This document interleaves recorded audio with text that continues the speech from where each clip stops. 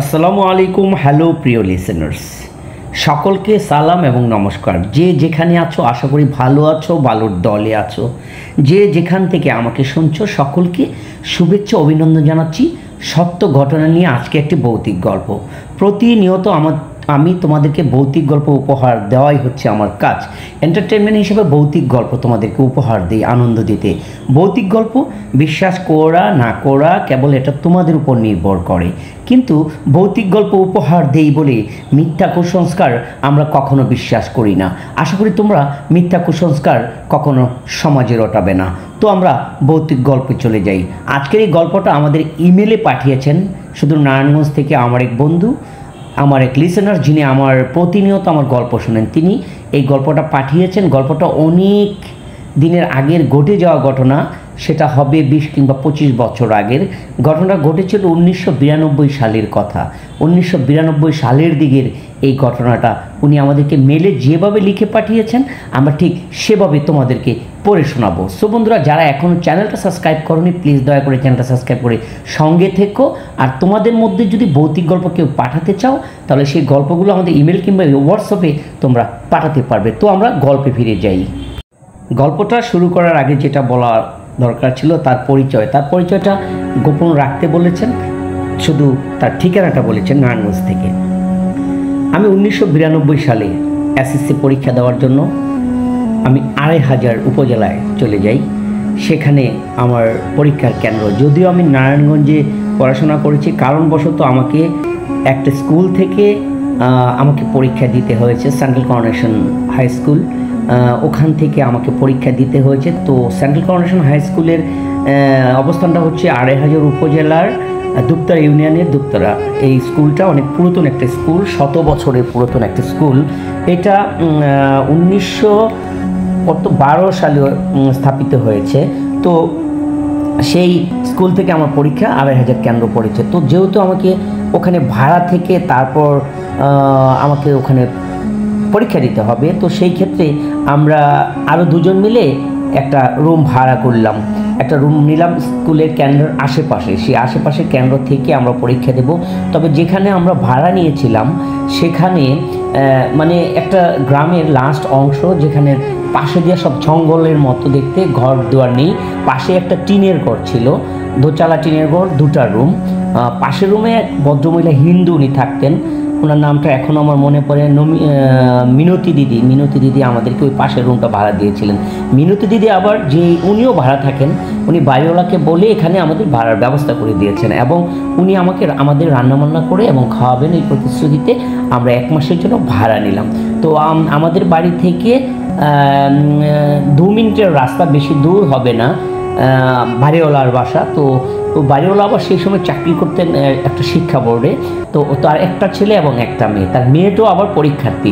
তো ওই মেয়েটাও পরীক্ষার্থী আমাদের সাথে 92, ও আবার পড়তো 2500 পাইল্ড স্কুলে। তো ও পরীক্ষার্থী, আমরা ওখানে ভাড়া নিয়েছি। এভাবে আমরা প্রথমে রুমগুলো ভাড়া নেই মাত্র 2000 টাকা 1 মাসে। তো আমরা গল্পটা পড়ছি, যেভাবে উনি লিখেছেন ঠিক সেভাবে পড়ছি। প্রথম পরীক্ষা বাংলা পরীক্ষা দিয়েছি। প্রত্যেকটা পরীক্ষা একটা গ্যাপে হয়েছিল, তাই দীর্ঘ সময় লেগেছিল এই পরীক্ষাটা শেষ হতে। তো প্রথম পরীক্ষায় ভালোই হয়েছে, আমরা ফিরেছি, জায়গাটা খুব ভালো। বিকেলে আমরা গল্পগুজব করি। তো দ্বিতীয় দিন আমরা ফ্রি ছিলাম, দ্বিতীয় দিন আমরা পড়াশোনা করে কাটিয়েছি। তৃতীয় দিন আবার বাংলা দ্বিতীয় পত্র পরীক্ষা ছিল। বাংলা দ্বিতীয় পত্র পরীক্ষা দিয়ে এসে আবার পরের দিন বন্ধ ছিল। ঠিক এই অবস্থায় চলতে শুরু করছিল। ঠিক তেমনি দ্বিতীয় পরীক্ষা দেওয়ার পর বিকেলবেলা আমরা যে বাড়িতে ভাড়া থাকি সেই বাড়িওয়ালা সবাই মিলে এখানে আমাদেরকে দেখতে আসলো যে আমরা কিভাবে থাকছি, আমরা কোথা থেকে আসছি, পরিচয় নেওয়ার জন্য আমাদের এখানে আসলো। তো আমরা 3 জন ছিলাম, একজন আমি, আরেকজন ঢাকা থেকে আসছে বেচারাম দেউরি, উনিও এখানের হয়ে পরীক্ষা দেবে, আরেকজন এলাকার। তো বাড়িওয়ালা পরিচয় নিয়ে চলে গেলেন এবং বাড়িওয়ালা আসলেন, আর ওনার ওয়াইফ আসলেন, ওনার এক ছেলে আসলেন, ওনার এক মেয়ে আসলেন, সবাই আসলেন।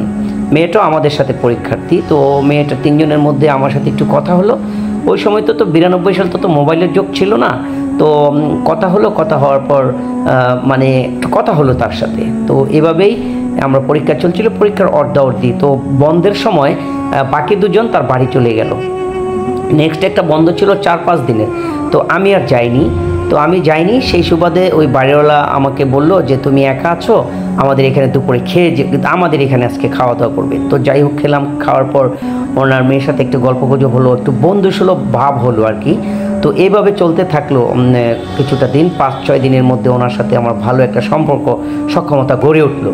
তো ওর সাথে রীতিমতো যখন 1 মাস পুরো পরীক্ষা চলছিল, 15 দিনের মধ্যে তার সাথে একটা সুন্দর বন্ধুত্ব হয়ে গেল আমার। তো ও আমার সাথে দেখা করে, ওদের পাশে একটা বাগান ছিল, ও দেখা করে। তো সবসময় বলতো যে আমাদের মধ্যে এত একটা সম্পর্ক হলো, আর তুমি তো একদিন চলে যাবে পরীক্ষা শেষ করে, আর তোমার সাথে দেখা হবে না। তো এই নানান গল্প করতে করতে করতে করতে তার মধ্যে তাদের সাথে তার মেয়েটার নাম আমি নাই বললাম, তো ওর সাথে একটা বন্ধু, একটা প্রেমের সম্পর্ক গড়ে উঠলো। তো যাই হোক, এভাবে প্রতিদিন ও করতো পরের যে স্টেপগুলা, সন্ধ্যার পর পড়াশোনা শেষ করে রাত্র 9টা-10টার দিকে আমার সাথে ও বাগানে সবসময় দেখা করতো, কথা বলতো। এভাবে চলতে থাকলো, এভাবে চলতে 3-4 দিন এভাবে দেখা করলো। তো আমাদের পরীক্ষার শেষ মুহূর্ত আছে, আর 3টা না 4টা পরীক্ষা আছে। তো এত গভীরতার মধ্যে আমরা গেছি, এত ডিপলি আমরা চলে গেছিলাম যে একটা কঠিন বন্ধুত্ব, একটা কঠিন প্রেম সম্পর্ক হয়ে গিয়েছিল। তো একদিন রাতে যেটা ঘটছিল সেটা হচ্ছে যে প্রতিদিন তো এভাবে দেখা করতো, তো একদিন রাতে সে আর আসে নাই। মানে আমি অপেক্ষায় ছিলাম, সে আর আসে নাই, মানে সে আমাকে ডাকে নাই। তো আমি যথাসময়ে বাগানে চলে গেলাম। বাগানে চলে গিয়ে আমি দেখলাম যে ওর মতোই দাঁড়িয়ে আছে, একটা আম গাছের নিচে দাঁড়িয়ে আছে। তো আমি দূর থেকে বললাম যে তুমি আমাকে আজকে একটা সময় তো তুমি আসো, ডাকো, বা সকাল দিনের বেলা বলে দাও, আজকে তো কিছু বললে না, অথচ না বললে চলে আসলে।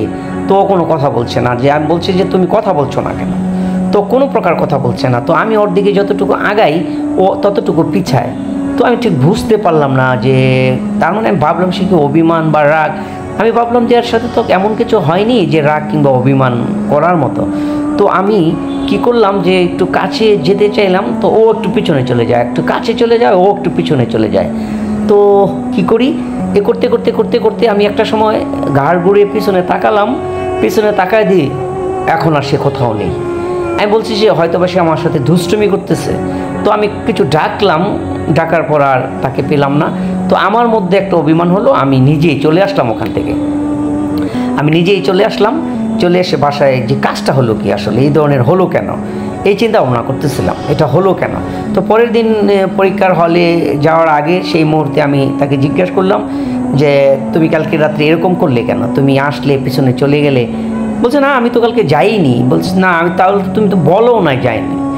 না, সত্যিই যায়নি। ওর কথা আমি কোনো প্রকারে বিশ্বাস করতে পারছিলাম না, আসলে সে আসে নাই। আমি ধরেই নিয়েছি সে আসছে। তো বললো ঠিক আছে, বাসা থেকে একটু মাইন্ড করেছে, তো দেখি আজকে যদি চেষ্টা করবো আসার জন্য বাগানে। তো না আসলেও আমি তোমাকে একটা কাগজে লিখে আমাদের বাড়ির কাজের একটা মেয়ে আছে, ওকে দিয়ে পাঠিয়ে দেবো তোমাকে। তো কি করলাম যে ও বলল যে ঠিক আছে তাহলে যাও। তো আমি বাড়ি ফিরে আসলাম, ঘরে ফিরে আসলাম ঠিক 10টার পর। কোনো চিঠি আসলো না, কিচ্ছু আসলো না, মানে কিছু লিখেও পাঠালো না। আমি অপেক্ষা করতে লাগলাম। আমি আগেই বলিনি, এত দুর্বল হয়ে গেছিলাম তার প্রতি। পরে আমি নিজে থেকে 11:30টার দিকে আবার গেলাম। পরে আমি গিয়ে দেখলাম সে আর আসেনি। তবে যাক, একটা রাগ করে অভিমান করে আমি ফিরে আসলাম। পর পরের দিন যেটা ঘটলো সেটা ছিল ভয়ানক। ও বাড়ি থেকে জেনে গেছে যে রাতের বেলা আমার সাথে ও দেখা করে, তোকে ও আসা সম্পূর্ণ বন্ধ করে দিল, ও আর আসতে পারবে না। তো আমি আবার জানতাম না বাড়ি থেকে ওর একটা প্রেশার চলে গেছে। তো সেই পরের দিন রাত্রে হঠাৎ করে যেটা সবচেয়ে ভয়াবহ ঘটনাটা হলো, আমার বাড়ির কাছে এসেই, আমার যে ঘরে থাকে এর থেকে একটু দূরে থেকে সে আমাকে ডাকলো আমার নাম ধরে। তো আমি ভাবলাম সে আসছে। তো আমি গেলাম, যাওয়ার পর ওকে দেখলাম একটা হারিকেন হাতে, নিবি নিবি সব আলো, ডাকলো কিন্তু অনেক দূরে দাঁড়িয়ে আছে। তো ঠিক সেম সব কিছু ওকে, তার কাছে একটু পিছনে তাকালাম, পিছনে গিয়ে দেখলাম, ডাকলাম যে কি হয়েছে তোমার, তো ও কথা বলে না। তো আমি বারবার তাকানোর পর ওর যখন হারিকেনটা ঘুরালো একটু আলো হাতে, হঠাৎ করে দেখলাম হারিকেনটা নিভে গেল। নিভে যাওয়ার পর ওর দিকে তাকাতে আমি দেখলাম যে ওর বিবর্ষ একটা চেহারা, মানে যেটা আমার যেটা গার্লফ্রেন্ড তার চেহারা নয়, বিবর্ষ একটা চেহারা। আমি ভয় পেয়ে একে দৌড়ে পালাতে দৌড় দিলাম, দৌড় দিয়ে একটা গাছের সাথে ধাক্কা খেয়ে আমি অজ্ঞান হয়ে যাই। অজ্ঞান হয়ে যাওয়ার পর এই হইচই পড়ে যায় অনেকটা। ওখান থেকে আমার যে কলিগ ছিল তারা দুজন গিয়ে আমাকে ধরে বাসায় নিয়ে আসে। আমি সারা রাত অজ্ঞান হয়ে যাই, ডাক্তার দেখায়। পরের দিন আমি সুস্থ হই। কিন্তু এই কথাটা কেন ওখানে গিয়েছিলাম, কেন অজ্ঞান হয়েছিলাম, আমি তখনও তাদের কাছে এই কথাটা বলি নাই, কারণ একটা লজ্জাজনক ব্যাপার। তো পরের দিন আমি যখন সুস্থ হই তখন অবশ্য সে মেয়েটাও আসছিল। আসার পর সব বিস্তারিত জানলো, আমাকে ডেকে বললো, আমি সব কিছু বললাম যে তুমি আসছিলে এসে। তখন সে বলল না, আমি তো একদিনও যাইনি বাধা দেওয়ার পর। তো সেই রাতের এই ঘটনাটা সারাটা জীবন আমার মনে থাকবে, যে যেই রাতে এই ঘটনাটা ঘটেছিল ওর বেশ ধরে এই ভয়ানক একটা বিপদের মধ্যে আমি পড়েছিলাম। তো যাই হোক, আমি সেটা এতদিন পরে আপনাদের কাছে শেয়ার করলাম। তো আমার সেই দিনের ঘটনা আমি কোনো দিনই বলবো না, যে ওর সাথে দেখা করতে বিবস্ত্র একজন ভূতের সাথে আমার দেখা হয়ে গিয়েছিল। তো কেমন লাগলো আমার এই আমার জীবনে বাস্তবে এই ঘটনাটা আমি তোমাদের মাঝে তুলে ধরার চেষ্টা করলাম। সো বন্ধুরা, যিনি যেভাবে লিখেছেন আমি ঠিক সেভাবে পড়লাম। তো তোমাদেরও যদি এই ধরনের গল্প ঘটনা থাকে তাহলে তোমরা আমাদের হোয়াটসঅ্যাপ কিংবা মেলে পাঠাতে পারো। তো বন্ধুরা, ভালো থেকো, ভালো রেখো। আল্লাহ হাফেজ।